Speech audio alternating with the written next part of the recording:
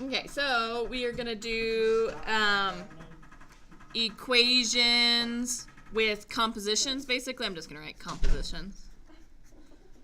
Okay, so what those will be like if you wanted to solve the sine of 2a, 2 alpha is what they have, but equals 1 over the square root of 2.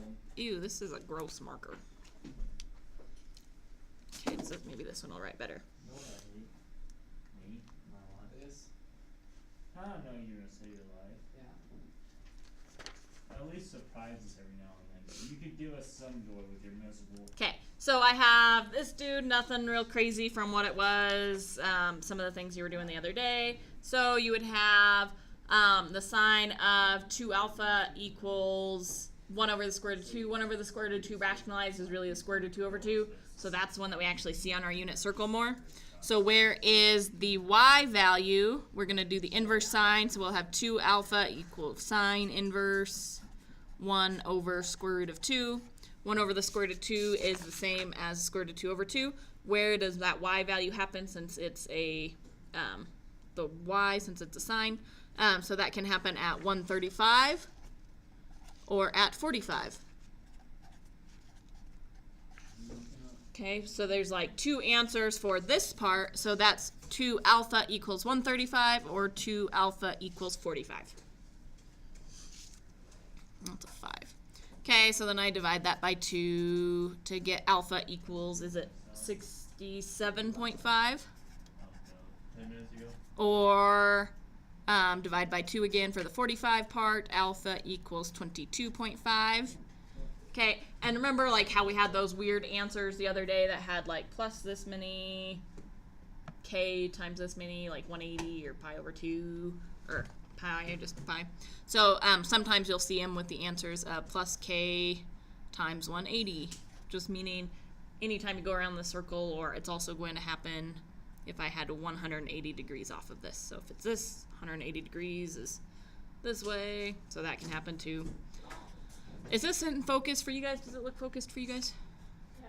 Okay, it just doesn't look like it on my computer, but it does up there about as good as it gets, so. Oh, no, not touching it. Okay.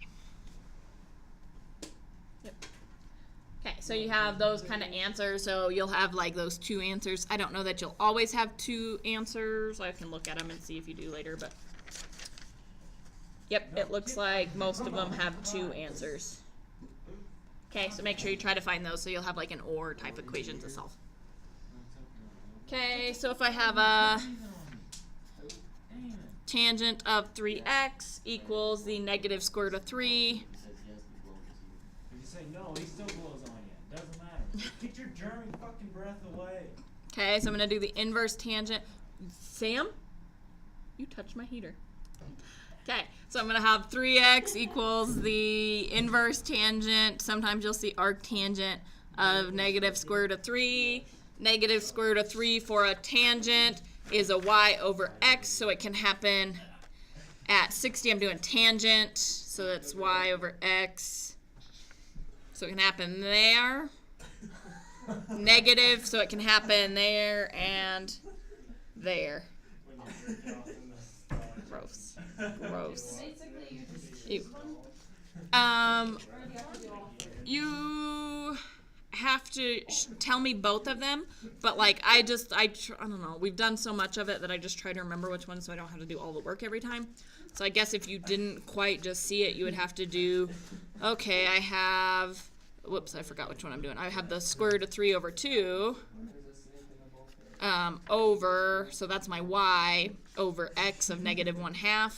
So then I would flip the negative 1/2. Yeah, but And I'm talking about like, you said there's like 3 different degrees that would work for that. Do you have to put down all 3 degrees and like solve them all? yes. Yep, you have to solve all of them. Okay, so I have like this one. So I had the 2 pi over 3. I'm going to write 120. So I have 3x equals 120 for one of them. Which other ones would work? 240 would work. What do they want your answers to be between? They usually will tell you kind of something. they want it between 0 and 2 pi, so they're going to want whatever answers you do in radians. So between 0 and 2 pi, that is like anything on the circle that works. So if they only told you between 0 and 90, you would only work in there. So just kind of, that's kind of the ones how you know how many answers you'll have. And yeah, I guess you still don't always know how many answers you'll have, but you need to look in each quadrant to kind of try to do it. Okay, 240. So oh no, that would make it positive again, so that one won't work. And then this one over here again at 300. So 300, 3x equals 20, so I'm going to have x equals, when I divide that guy by 3, 40. Divide this guy by 3, I get 100. That's strange. But they do. Okay, and then the tangent answers. Oh, since those are in degrees, you need to write 40 as a... I'm going to be mostly okay with all of them in degrees.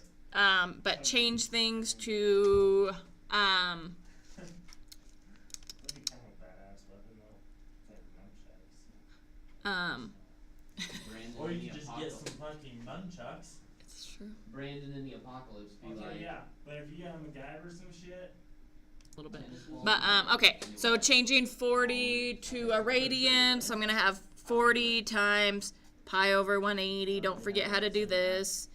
4 over 18 does 2 pi over 9. So it was easier to do it all in degrees than to do all the math in the radians and then just change it back, okay? Plus, they always have the k pi to represent, it can happen at either one. you're going that shit. And then 100 times pi over 180. Zeros cross off. 10 over 18 is 5 pi over 9 plus k pi. Okay, so those are what, Activated. so x can equal either of those. Okay, so that's kind of how your answers will look like. Maybe quit jacking off all night. and actually listen. Okay, so pretty much, I don't know, I would just say do it all in degrees and then convert it at the end, and that will be a lot easier than doing everything in radians. I will give you like another example on Monday, but then we'll finish doing these things on Monday too, okay? Strain might get